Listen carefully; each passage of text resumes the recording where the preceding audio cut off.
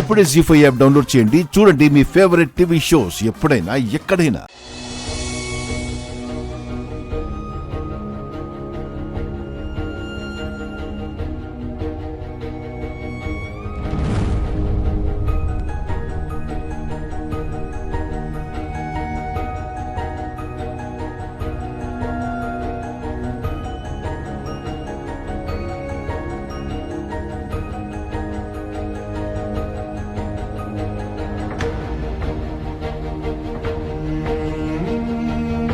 మావయ్య,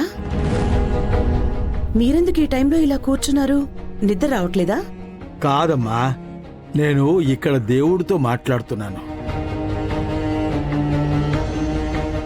ఇంకా ఏం ఆలోచిస్తున్నారు?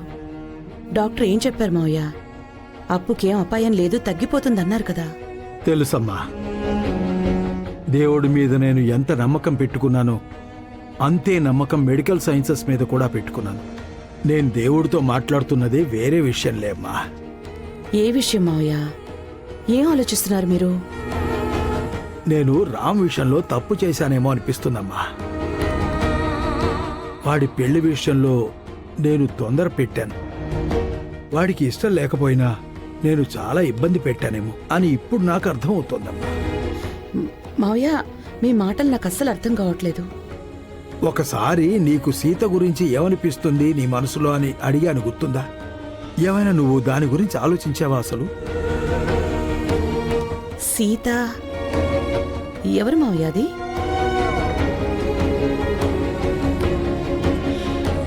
అదే సీతమ్మా, మన ఆఫీస్లోనే పనిచేస్తోంది కదా.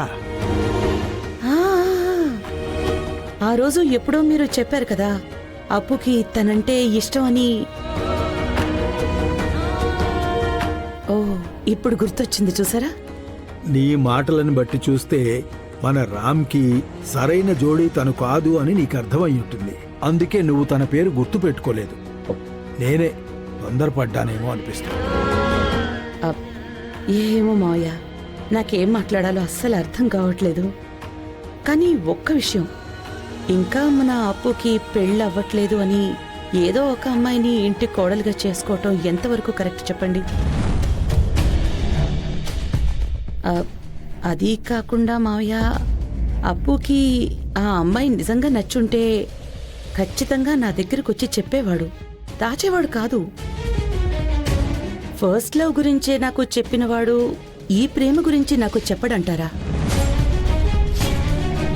ఆ అమ్మాయి జ్ఞాపకాలు మర్చిపోలేక మలేషియాకి వెళ్తాను అని నాకు చెప్పాడు.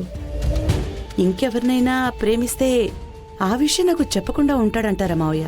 ఓహో, ఇదంతా మర్చిపోవడానికే తను మలేషియాకి 3 సంవత్సరాలు వెళ్ళొచ్చాడా? అవును మావయ్య. ఇవన్నీ నాకు తెలియదులే అమ్మా. చూడు, ఆ అశోక్ ఏదేదో చెప్పాడు, ఇది నాకు చెప్పనే లేదు. ఓహో, ఇది పాతదే అని వాడు నాకు చెప్పలేదేమో అనిపిస్తుంది. పోనీ మావయ్య, సీరియస్ విషయాన్ని లైట్గా తీసుకోవటం, లైట్ విషయాన్ని సీరియస్గా తీసుకోవటం అందరూ మగవాళ్ళు అంతే కదా.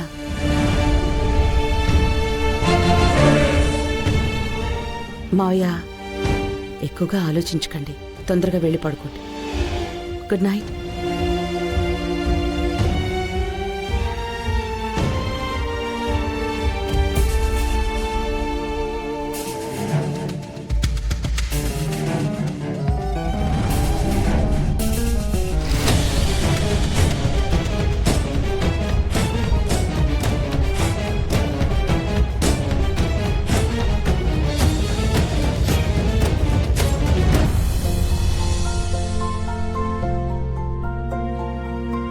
ఇదే క్యూట్ గా ఉంది.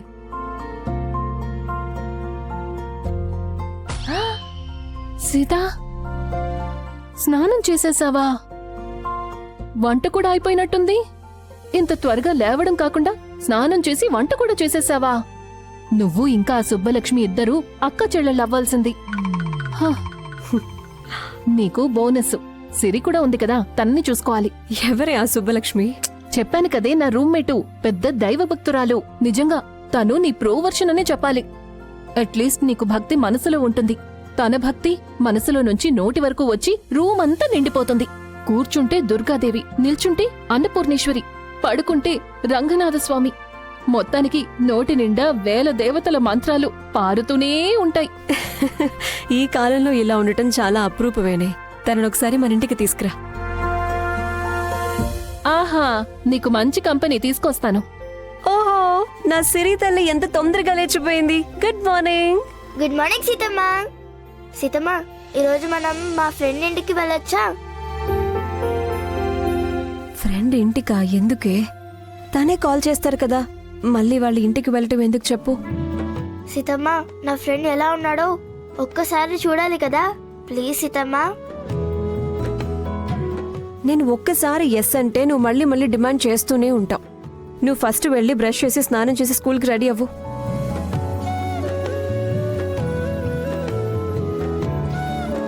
సీత, అడుగుతున్నానని మళ్ళీ తిట్టుకోకు. వెళ్ళి చూసొస్తే తప్పేంటే? బాస్ ఎంప్లాయీ ఇంటికి రావద్దు అని మొన్నే తిట్టి పంపించాను నేను. అలాంటప్పుడు నేనెలా వాళ్ళ ఇంటికి వెళ్తానే? అలా వెళ్తే ఏమనుకుంటారు చెప్పు? అందుకే వద్దు అన్నా. అందుకే అలా మాట్లాడి ఇబ్బంది పడొద్దు.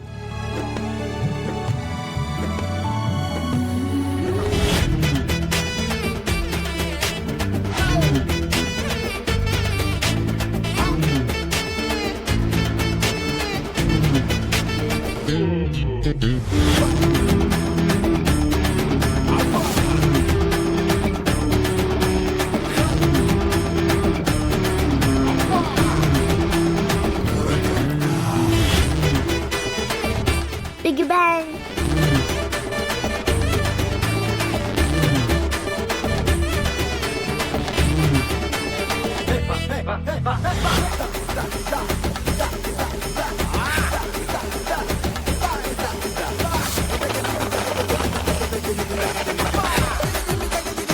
చాలా డబ్బులున్నాయి ఇందులో. ఇన్ని సరిపోతాయి కదా?